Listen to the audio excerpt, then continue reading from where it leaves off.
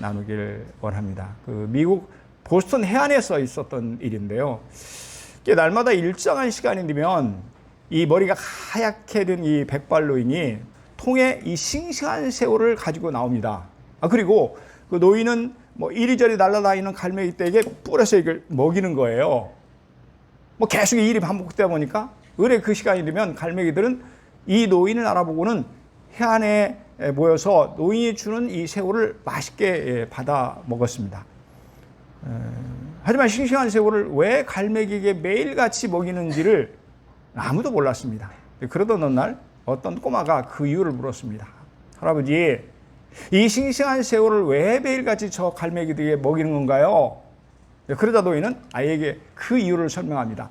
나는 2차 대전 때 미국 함정의 함장이었단다. 그런데 내가 탄 배가 일본군에 쏜 어뢰에 맞아서 그만 격침되고 말았지. 많은 부하들이 죽고 나와 몇몇 사람만이 구명보트를 타고 간신히 살아남았어. 그런데 햇빛은 뜨겁고 식량은 다 떨어져 거기에 남아있던 사람들도 하나씩 죽어가고 있었지. 나 역시 너무나 힘들어서 정신이 몽롱해졌어. 그런데 뭔가 좀 이상한 생각이 들어서 눈을 떠보니까 내 어깨에 갈매기 한 마리가 올라와 앉아있는 거야. 그래서 쫓으려고 했는데 이게 영 도망가질 않아. 자어간 나는 못 견딜 정도로 배가 고팠고 그래서 갈매기를 잡아먹고 기운을 차려서 마침내 살아남았단다. 그래서 나는 갈매기를 볼 때마다 먼저 그때 내가 죽을 수밖에 없었을 때 갈매기를 보내주신 하나님께 감사하고 또 갈매기에게도 감사한단다. 내가 잡아먹은 그 갈매기를 다시 만날 수는 없겠지만 너무나도 고마웠던 그때의 기억으로 인해서 이렇게 새우를 사다가 먹이고 있는 거야.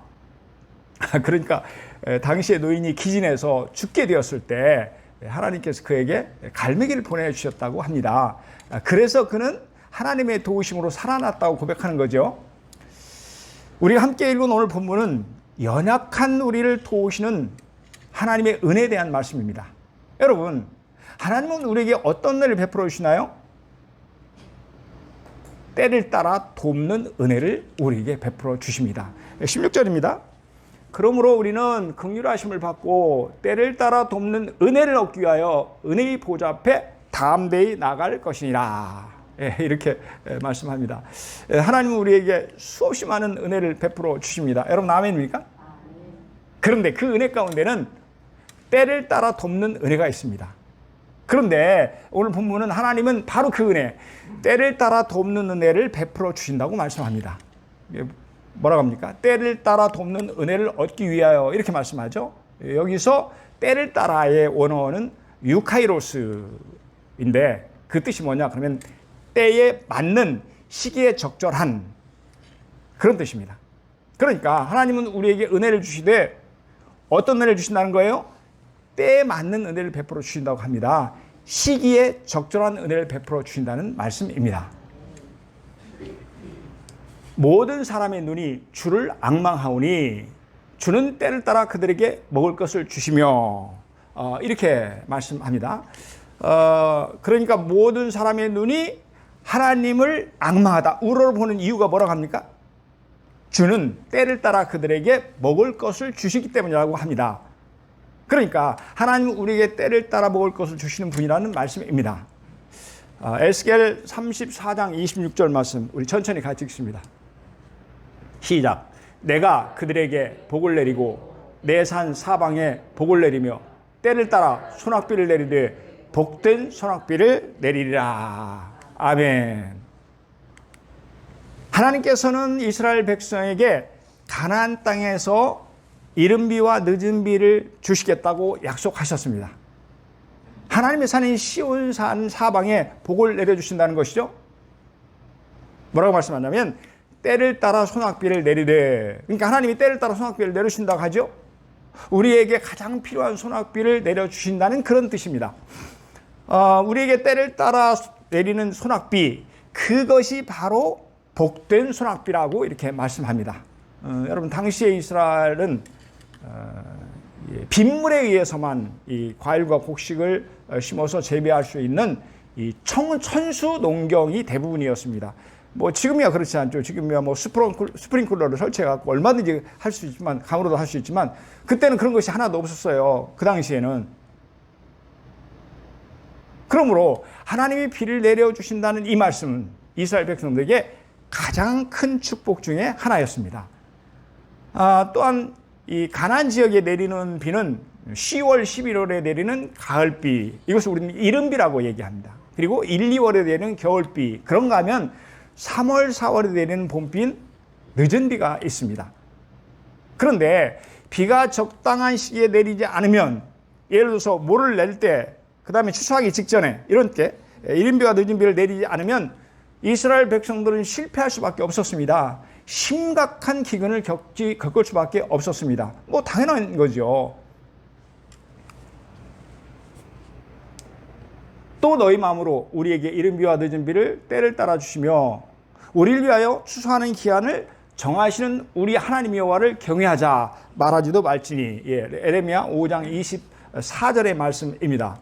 하나님은 이스라엘 백성들에게 이른 비와 늦은 비를 내려주시는 분이라고 말씀하죠. 때를 따라 때에 맞춰서 적절하게 이른 비와 늦은 비를 내려주신다고 말씀하십니다. 여러분, 때를 따라 돕는 하나님의 은혜는 마치 119의 도움과 같습니다. 여러분, 119, 이 위험한 곳마다 찾아가서 돕는 분들이죠. 뭐 예를 들어서 집에서든지 뭐 밖에서든지 강에서든지 산에서든지 어디든지 위험한 상황이 벌어지면 어디든지 달려가서 돕습니다. 그런데요, 이분들이 가장 중요하게 여기는 것 중에 하나가 골든타임입니다. 골든타임이란 환자의 생사를 결정지을 수 있는 아주 중요한 시간이죠. 그죠?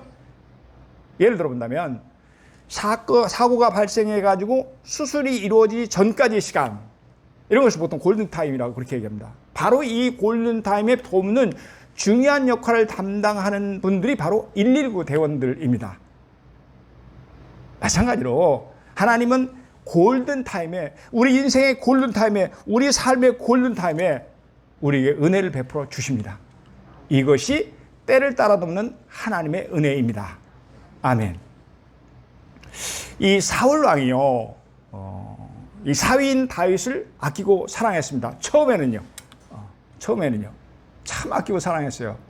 하지만 다윗에 대한 이스라엘 백성들의 신망이 두터워지자 그는 다윗을 미워할 뿐 아니라 시기하고 심지어는 죽이려고 아주 혈안이 되었습니다.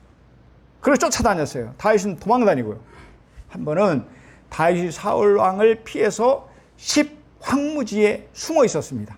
그런데 당시 그곳 사람들이 다윗을 사울에게 밀고 간 것입니다. 다윗이 여기 있습니다. 이렇게 가서 일러 바친 거죠. 이로 말미암아 다윗은 큰 위기를 맞이합니다.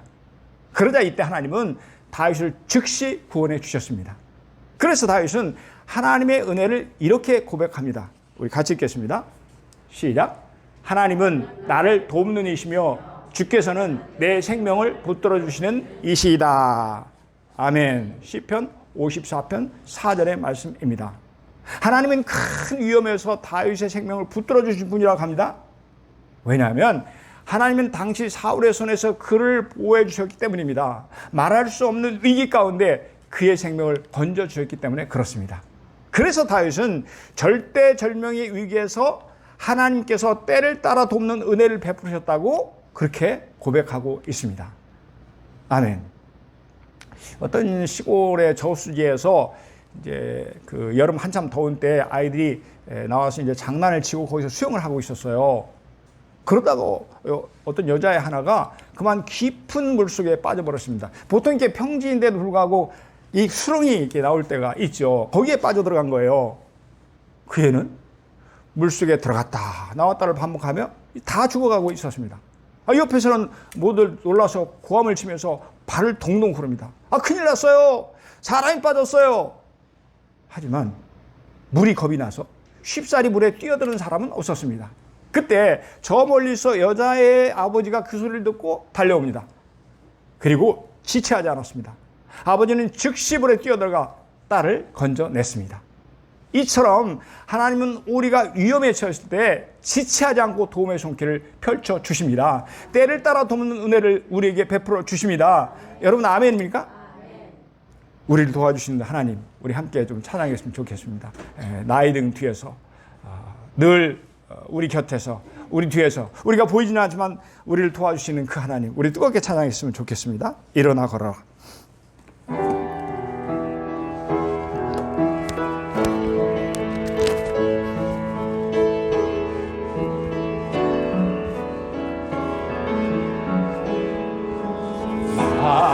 나의 등 뒤에서 나를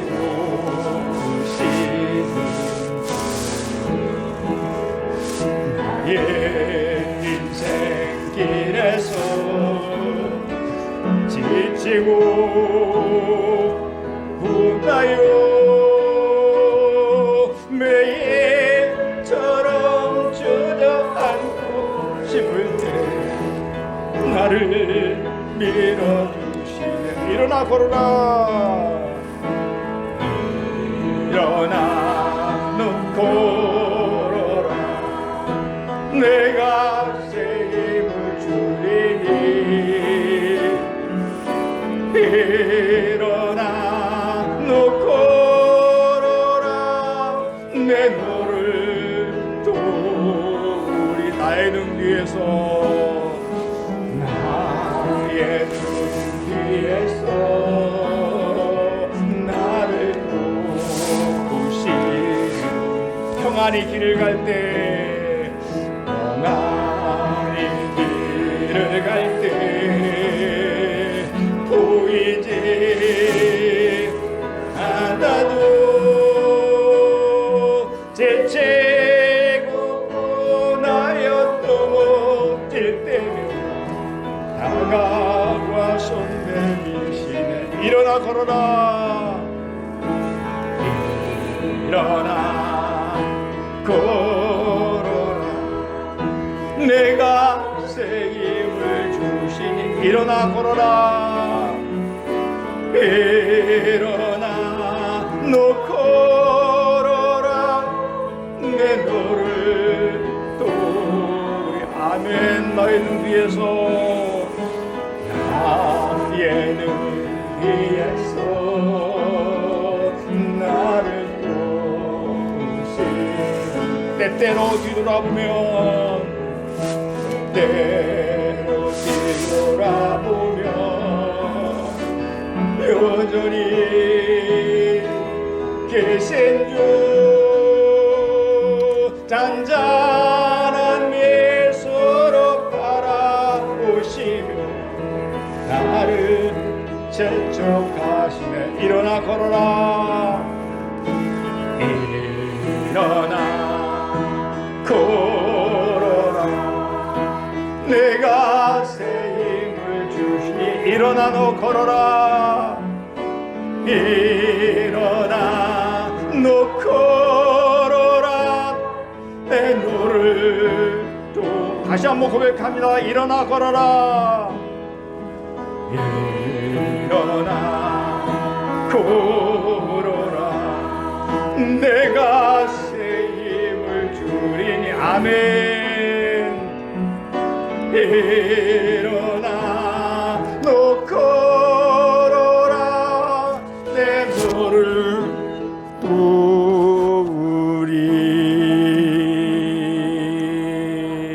여러분 아멘입니까? 그렇습니다. 하나님은 우리에게 돕는 은혜를 베풀어 주실 줄로 믿습니다. 하나님은 우리에게 때를 따라 돕는 은혜를 베풀어 주실 줄로 믿습니다. 아멘. 여러분 하나님은 왜 예수 그리스도를 통해서 우리에게 때를 따라 돕는 은혜를 베풀어 주신다고 말씀하나요? 본문이 그렇게 말씀하죠. 하나님은 우리에게 때를 따라 돕는 은혜를 베풀어 주시되 예수 그리스도를 통해서 베풀어 주신다고 말씀합니다. 왜 그러냐는 거예요.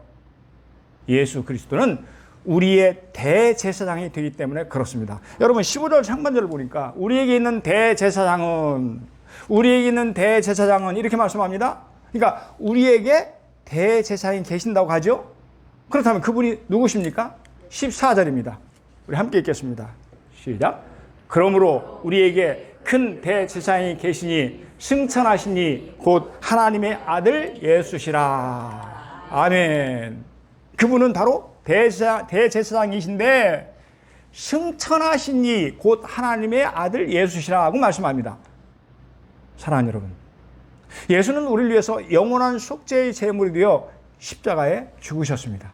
뿐만이 아니고 그분은 부활하셔서 승천하신 하나님의 아들이십니다. 그런데 하나님은 대제사장 예수 그리스도를 통해서 우리에게 돕는 은혜를 베풀어 주신다고 말씀합니다. 큰 대제사장인 예수 그리스도를 통해서 때를 따라 돕는 은혜를 베풀어 주신다고 하십니다. 아멘. 여러분, 하나님은 왜 예수 그리스도 통해서 우리에게 은혜를 베푸시나요? 예수 그리스도가 우리의 중보자이시기 때문에 그렇습니다. 원래 죄 있는 인간은 거룩하신 하나님을 만날 수 없었습니다. 축복을 받을 수도 없고 죄 씻음을 받을 수도 없었습니다. 그러자 하나님은 레위 자손에게 기름을 부어서 제사장을 삼으십니다. 그런 다음 제사장을 통해서 이스라엘 백성을 축복하신 거예요. 그러니까 하나님이 죄인을 축복해주고 싶은데 도저히 축복해 줄 수가 없는 거예요. 왜요?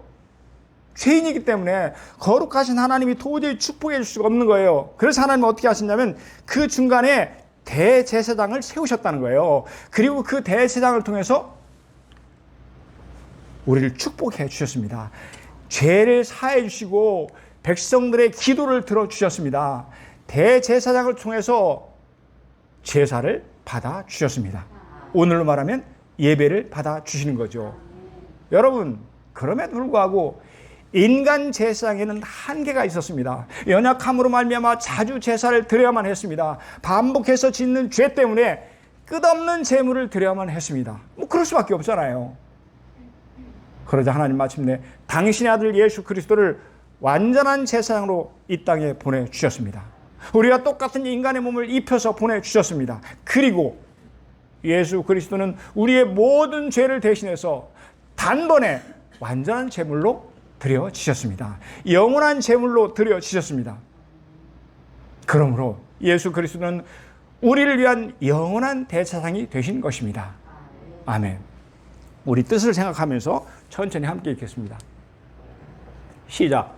그리로 앞서가신 예수께서 멜기세덱의 반차를 따라 영원히 대제사장이 되어 우리를 위하여 들어가셨느니라. 아멘. 예수님께서 영원히 대제사장이 되어서 우리를 위해서 들어가셨다. 지성소에 들어가셨다. 하나님께 나가셨다. 그런 뜻입니다. 예수 그리스도가 우리의 영원한 대제사장이 되었다고 말씀합니다. 우리를 위해서 하나님이 계시는 지성소에 들어가셨다고 말씀합니다. 그래서 우리의 중보자가 되어서 우리에게 돕는 은혜를 베풀어 주시는 것입니다. 때를 따라 돕는 은혜를 베풀어 주시는 것입니다. 여러분, 하나님은 대제사장이시며 중보자이신 예수 그리스도께서 우리에게 은혜를 베풀어 주시는 것입니다. 그렇습니다. 예수 그리스도는 우리의 대제사장이 되신 줄로 믿습니다. 예수 그리스도는 우리를 돕는 중보자이신 줄로 믿습니다. 여러분, 중보자라는 뜻이 어떤 뜻입니까?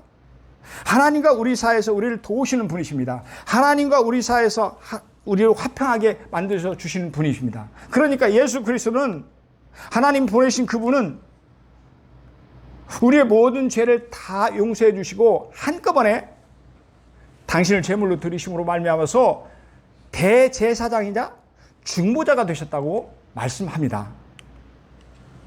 그렇습니다. 예수 그리스도는 우리의 중보자이신 줄로 믿습니다. 또한 중보자 예수님은 지금도 우리를 위해서 때를 따라 돕는 은혜를 베풀어 주실 줄로 믿습니다.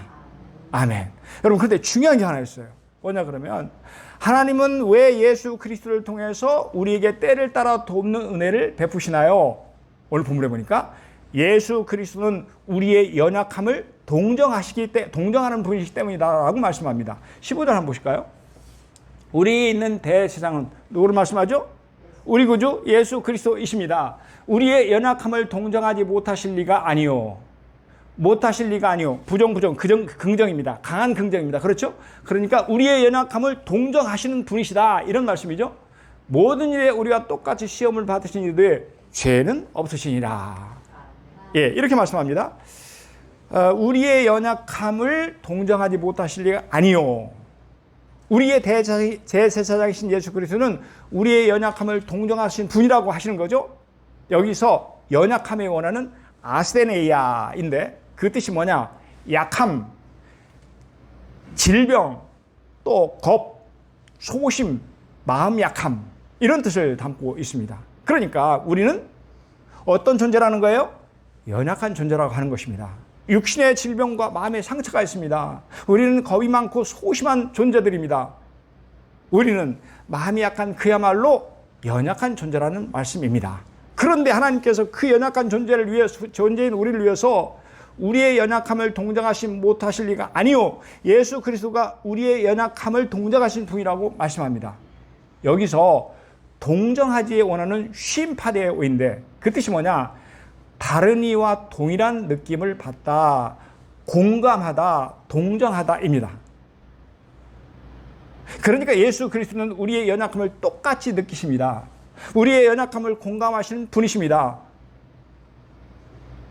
그러니까 주님은 우리의 연약함을 동정하신 분이라는 말씀입니다.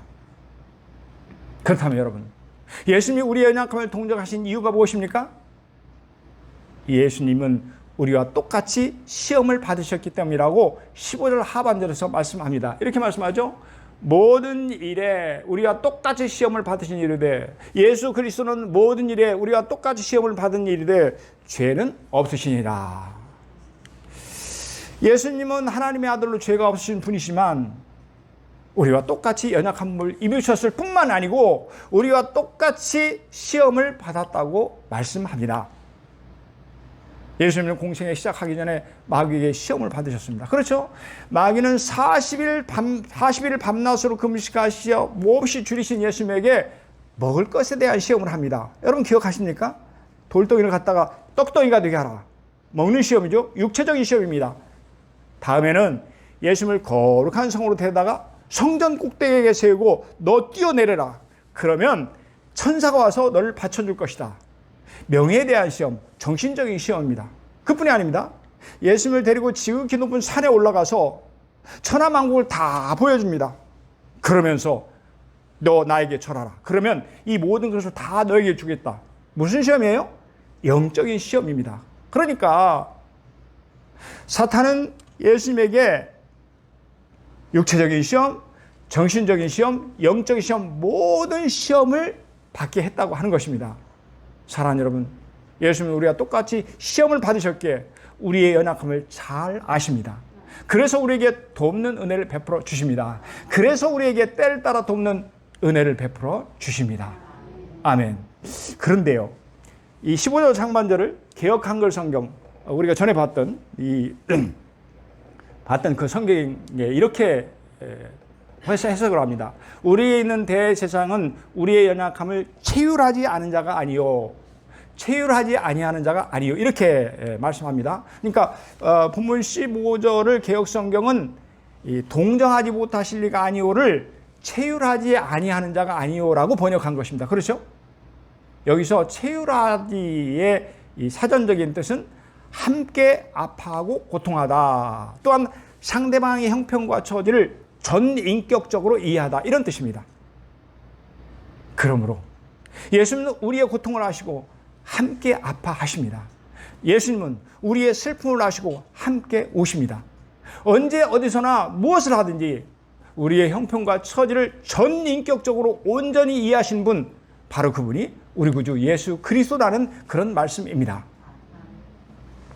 예수님은요, 마리아, 마르다, 그리고 그의 오빠 나사로를 지극히 사랑하셨습니다. 그런데 어쩌다가 이 오빠 나사로가 병이 들어 죽은 거예요. 예수님께서는 나사로가 죽은 뒤 나흘이 지나서야 이 장지에 도착합니다. 예수님을 맞이한 이 마리아 자매가 오빠의 죽음을 심히 슬퍼했습니다. 이것을 보시고 예수님은 그들과 함께 슬퍼하시며 눈물을 흘리셨습니다.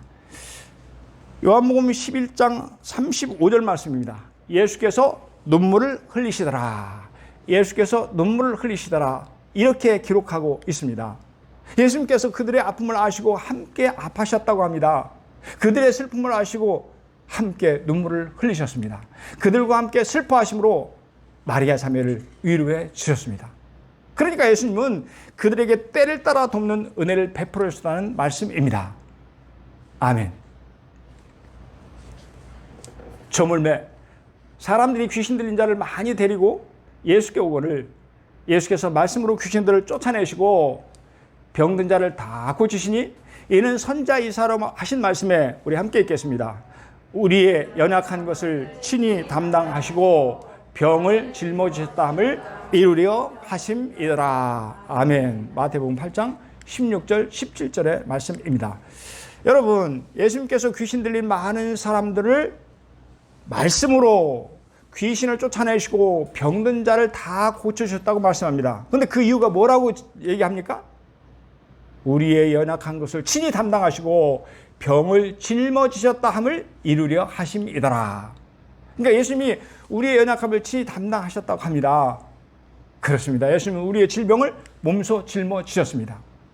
사랑하는 여러분, 그러므로 중보자이신 예수 그리스도께서는 우리에게 때를 따라 돕는 은혜를 베풀어 주시는 것입니다. 그렇습니다. 우리의 대제사장이시며 중보자이신 예수님은 우리에게 때를 따라 돕는 은혜를 베풀어 주실 줄로 믿습니다. 아멘. 우리의 연약함을 담당하시는 예수님의 마음은 몸이 아픈 자녀의 아픔을 함께하는 부모의 마음과도 같습니다. 여러분, 부모가 자녀를 키우면서 가장 고통스러워할 때가 언제일까요? 아마 그것은 사랑하는 자녀가 몸이 아파서 몹시 괴로워할 때일 것입니다. 자녀의 아픈 모습을 지켜보는 이 부모는 안절부절을 합니다. 자녀가 아파하는 것보다 더 큰 아픔을 경험합니다. 마찬가지로 우리의 중보자이신 예수님은 우리가 아파할 때 우리 아픔보다 더 큰 아픔을 느끼십니다. 그래서 때를 따라 돕는 은혜를 우리에게 베풀어 주십니다. 아멘. 지금은 하늘나라에서 살고 있지만 제 아들이 그 뇌종양 중에서 신경초종에 걸렸습니다. 그러니까 암세포가 이 말초신경에 딱 퍼진 거예요. 그러니까 얼마나 그 고통이 심했을까요? 아주 심할 때는 아픔을 견디지 못해서 어쩔 줄 몰라 했습니다. 몹시 힘들어 했어요. 저는 그 모습을 옆에서 지켜보면서 마음이 갈기갈기 찢었습니다. 너무너무 아파서 견딜 수가 없었습니다. 차라리 아들 대신에 내가 아팠으면 좋겠다는 생각을 수없이 하게 되었습니다. 마찬가지로 중보자 예수님은 우리의 아픔과 고통을 함께 하십니다. 나처럼 아파하고 우리처럼 슬퍼해 주십니다. 그래서 우리에게 때를 따라 돕는 은혜를 베풀어 주십니다. 여러분, 아멘입니까? 사랑하는 여러분, 우리의 중보자 예수 그리스도는 우리의 연약함을 동정하실 줄로 믿습니다. 우리와 함께 아파하며 슬퍼하실 줄로 믿습니다. 그래서 우리에게 때를 따라 돕는 은혜를 베풀어 주실 줄로 믿습니다. 아멘. 여러분, 오늘 본문은 때를 따라 돕는 은혜를 베풀어 준 하나님 앞에 우리가 어떻게 살아야 한다고 말씀하나요? 은혜의 보좌 앞에 담대히 나가시기를 바랍니다. 16절입니다. 우리 천천히 합치겠습니다. 시작. 그러므로 우리는 긍휼하심을 받고 때를 따라 돕는 은혜를 얻기 위하여 은혜의 보좌 앞에 담대히 나갈 것이니라. 아멘. 은혜의 보좌 앞에 담대히 나갈 것이니라. 여기서 은혜의 보좌는 하나님을 가리킵니다. 그렇죠? 그러므로 우리는 때를 따라 돕는 은혜를 얻기 위해서, 그 은혜를 받기 위해서 하나님 앞에 담대히 나가야 합니다. 하나님 앞에 나가서 기도해야 합니다.